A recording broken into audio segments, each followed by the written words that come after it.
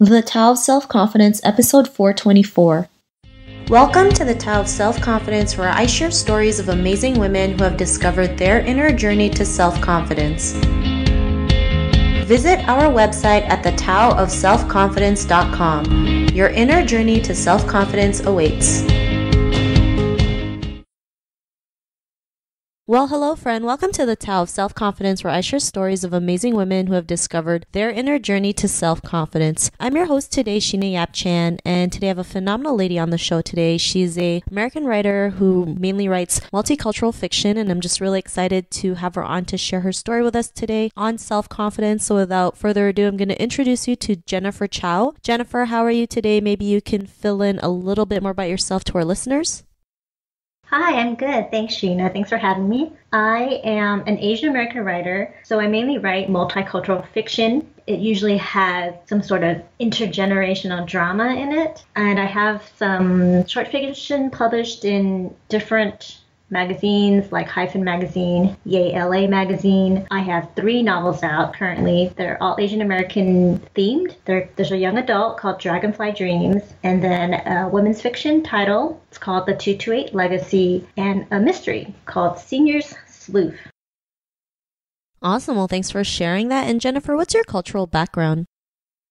I'm Chinese American. My mom is from southern China in the Guangzhou region. My dad is actually from Malaysia. Awesome. Well, thanks for sharing that. And what would be your favorite self-confidence quote? My favorite self-confidence quote comes from a poem, actually. It's a poem that talks about just embracing yourself as a woman as you get older. It's by Jane Brown. And the quote is, "I am becoming full moons and sunrises." Thanks for sharing that. And that's a great quote, especially, being as a woman, we always feel like we're never enough or we're never full, always trying to, keep on filling that cup when we realize we're more than enough and we can just go out there and be our true selves. So thanks for sharing that. And in your own words, how do you define self-confidence? I think self-confidence has to do with really being fully aware of who you are. So for me, just being aware of who I am, how unique I am, and that means both my strengths and my weaknesses. It's about seeing the full picture of me and just embracing who I am, the way I am. And I think there's also the sense of delighting in myself and just relishing my identity and not being pushed around by other people's opinions of me. Thanks for sharing that, and that's a great definition that you mentioned, so thanks for sharing it again. And Jennifer, what was your life like before your discovery of self-confidence? Well, I was definitely a people pleaser. So I'm really tied into people's thoughts about me, their opinions about me. I actually had a hard time making choices because I would sort of waffle depending on, what a person thought. I would try to figure out what someone else thought before I made my choice. Thanks for sharing that. And I think that's something we can all relate to, especially growing up, in a Chinese culture, Asian culture. We're so afraid of taking action because we're so afraid of what other people might think, or we have to check on other people's opinions before we even think of making a decision. And it stops us from doing what we really want because we're so afraid of doing that. And what was that point in your life when you realized, you can just go out there and do it regardless of other people's opinions? What was that aha moment? I think I actually had 2 aha moments. So one was when I was a teen and I was facing sort of the pressure you mentioned about just this growing up in the Asian or the Chinese culture of needing to be almost perfect. And I think I felt that stress of I needed to be perfect. I had to be the perfect daughter and, listen and do everything my parents said. And then I had to be the perfect sister and the perfect student, right? And I think that I had to really reach that bottom and realize that I couldn't be everything, that it was stressing me out too much, and sort of get to the bottom before I realized, you know what? I'm not perfect. I did make mistakes, but it's still okay. I can thrive through this and thrive. And then the second point, I feel like that was an aha moment was later on in my life. So my background actually is on geriatric social work. So I studied social work and I did that for a few years where I worked with older adults, but I really want to write. And growing up, I know that my parents weren't really supportive of that. right? Because growing up, especially with immigrant parents, they really wanted me to do something that was more stable. And so I went into social work, wanting to help people, but still feeling like I wanted to write. And I think the aha moment came to me when I actually read this book about breast cancer, young women who are dealing with breast cancer and sort of their goals for their lives, and just feeling like, I really need to pursue my dreams at this moment and not just kind of delay them. And so I ended up taking that step of, I'm going to switch. I want to be a writer. And sort of that was my aha moment to kind of regain confidence in myself and sort of my identity.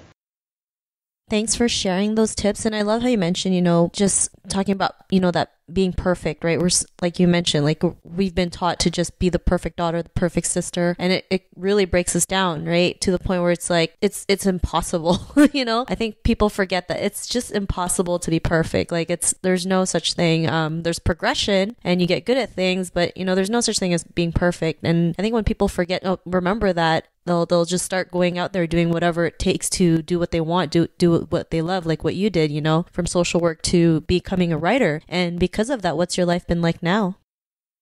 Oh yeah, I was going to mention this part too, but it's been amazing as a writer because I feel like I'm more fulfilled, right? I feel like that part of me that wasn't there before has come to completion. And so I think now I'm feeling like a sense of freedom. I guess the way I compare it is, when I was a kid, I remember going to department stores and they would have the music playing in the loudspeakers and I would be dancing in the aisles and, dancing to the songs. And I do remember one day my dad saying, wait, you can't do that. That's not mature and that's not kind of the way you should act. And I feel like kind of coming back to the writing is sort of reclaiming that childhood freedom, the ability to dance in the aisles and be creative and be expressive. Thanks for sharing that. And Jennifer, if our listeners were tuning into your episode and they're in a similar journey to self-confidence, what would be that one tip you would give to them? Oh, I was going to say I have a couple tips, actually.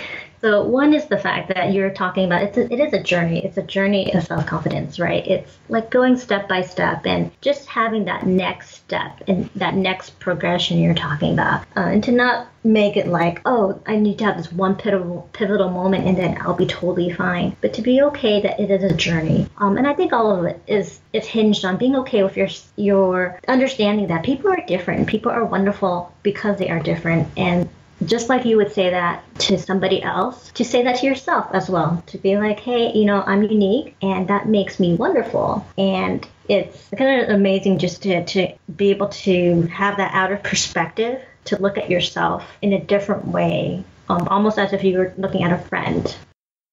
Thanks for sharing those great tips. And if our listeners wanted to get to know a little bit more about you and what you do or check out some of your writing, is there any links or social media profiles we can connect with? Yes, my author website is www.jenniferjchow.com. So everything is linked there, my books, my blog. And then I'm on social media, most active probably on Instagram, Twitter, and Facebook. All of those, my handle is Jen J. Chow. So JenJChow.